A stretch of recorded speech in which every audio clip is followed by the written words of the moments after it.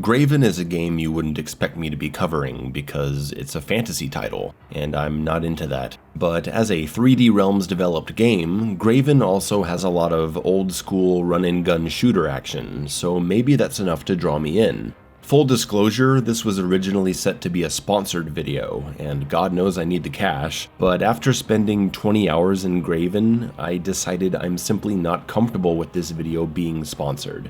Graven simply has too many issues, too many baffling design decisions, that I can't recommend it to my general audience. It's not a bad game, I do like a lot about it, and it will certainly have its fans, but despite the many moments of enjoyment I got out of it, there are some objective and glaring flaws, things so serious that it would take a reconsideration by the dev team to fix.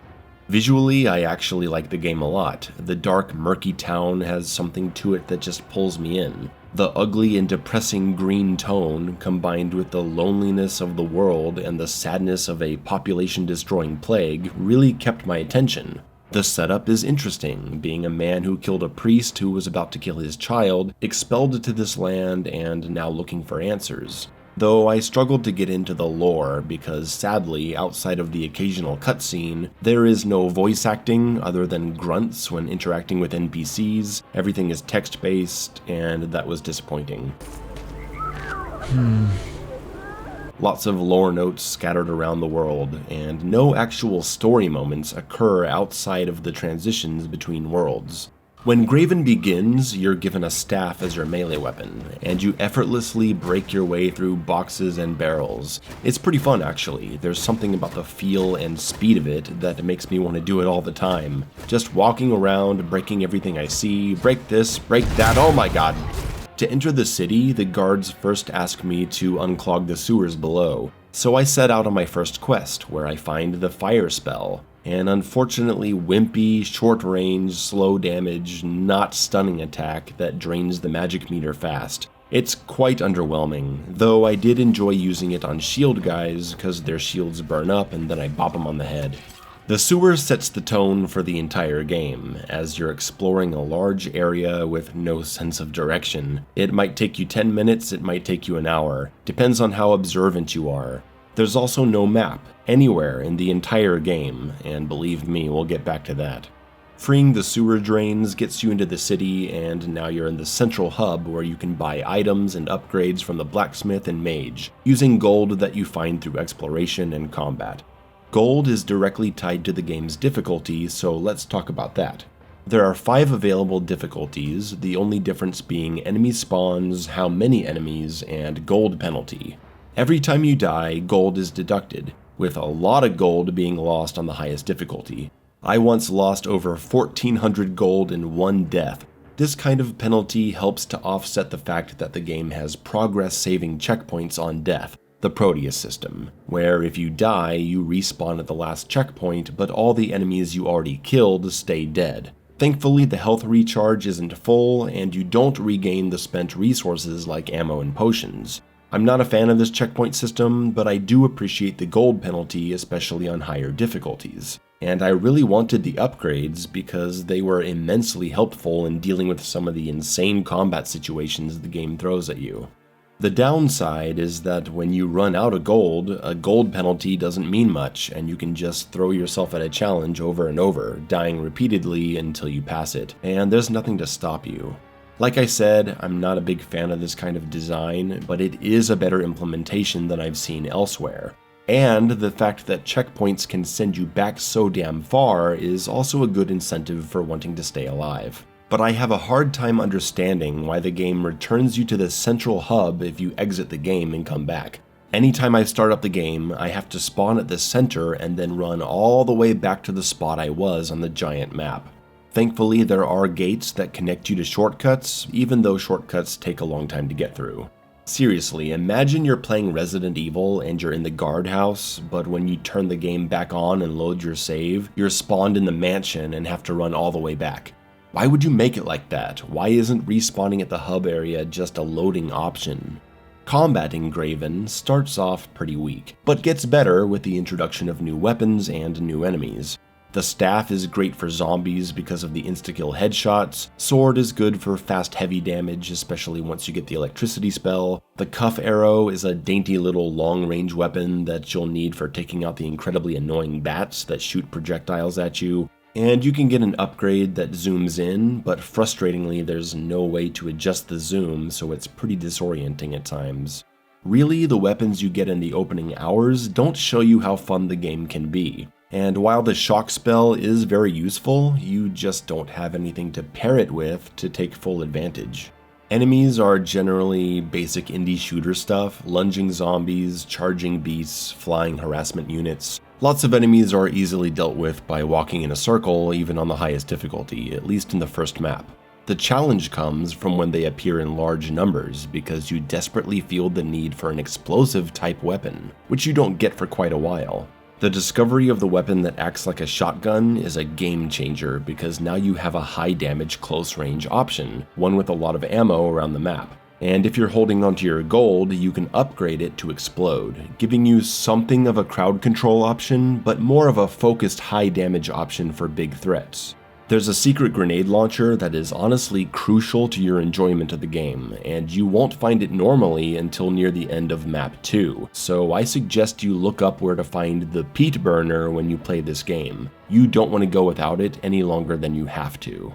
Several guns tend to serve the same purpose, like the cuff arrow, ballista, and the multi-shot crossbow, all being for precision long range, with the ballista absolutely being the best, but running out of ammo if you overuse it. Then you'll be stuck using the crossbow, which will get you killed because every 4 shots it has to reload, and there is no manual reload button. So if you fire 3 shots and switch to another weapon in the heat of battle, when you switch back and fire once more, it'll go into the reload animation and you'll die. Thankfully, you can switch to another weapon when this happens, but if you pull out this gun expecting to be able to fire it multiple times to save your ass, you'll frequently be in for a rude awakening. Just an awful design decision not to allow us to manually reload a gun that forces a reload after 4 shots. Map 2 enemies start presenting a serious challenge, as they're far more mobile, evasive, fast. One of them is immune to shock effects. My fear of death led to me playing very cautiously, and I was on the edge of my seat in a lot of these fights. Dying really hurt as I lost all my gold supply. I enjoyed a lot of the combat as the game went on, and map 2 is definitely an improvement in intensity. Maybe too much, it did feel like a massive difficulty spike.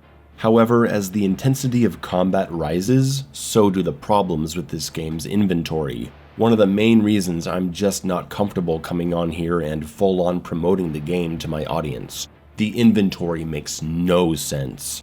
You have an inventory where you hold everything, and the quick bar at the bottom where things are equipped.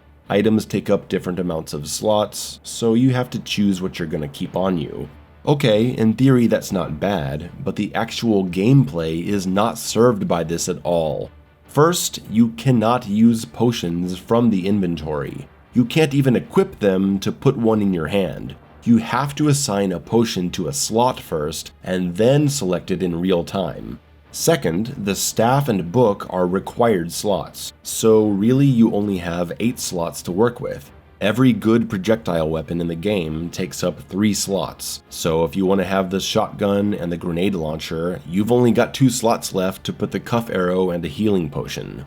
But what if I need to use a magic potion? Well, now I've got to go to the inventory, drag the magic potion into the healing potion slot to replace it, pull it out, use it, go back to the inventory, reset my healing potion, and exit. And if you think that's tedious, imagine how it feels to be fighting waves of incredibly dangerous enemies and then realize you need a different weapon. Same thing happens. If the ballista would help me take out some long-range enemies, I'll have to go to the inventory and drop it into the slot of one of the other weapons I'm using to replace it, fire it a few times, go back to the inventory and put the other weapon back in the slot.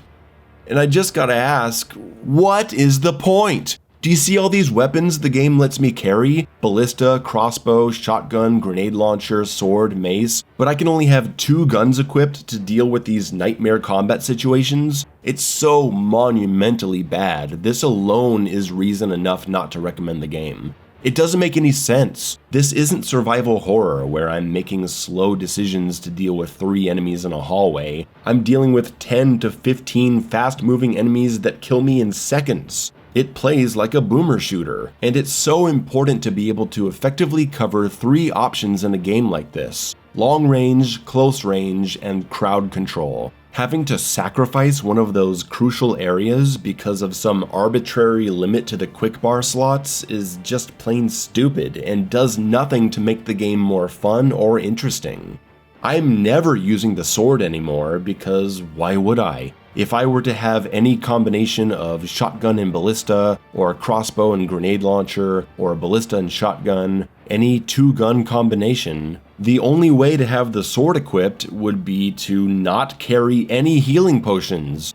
And then what? You want me to open the inventory every time I get hurt so I can equip a healing potion over the weapon slot, pull it out and use it, and then put the weapon back in the slot to keep fighting? It's such a waste of time. I don't understand why they made it like this or how it even got past playtesting. And that's not the only thing that doesn't make sense. Let's talk about the stamina system. At first, I didn't mind it. It seemed to last a good while when running. I could break a lot of boxes and not get tired. It wasn't a big deal. But several hours into the game, the size of the map really started to come into view, and there's gonna be a lot of running around trying to figure out where to go. Since booting up the game respawns you at the hub area, you have no choice but to sprint all the way back, running out of stamina multiple times. Get used to this, it'll happen a lot. Run for 30 seconds and then walk for 20 steps so you can run some more. Hey, if I wanted to play Starfield more, I wouldn't have uninstalled it. The longer the game goes on, the more you realize that GRAVEN's stamina system is completely out of place, and seems to be here only because someone thought it would be cool to have a stamina system, even though it does nothing for the gameplay. Yeah, it's really cool to have to wait to jump up these stairs, man.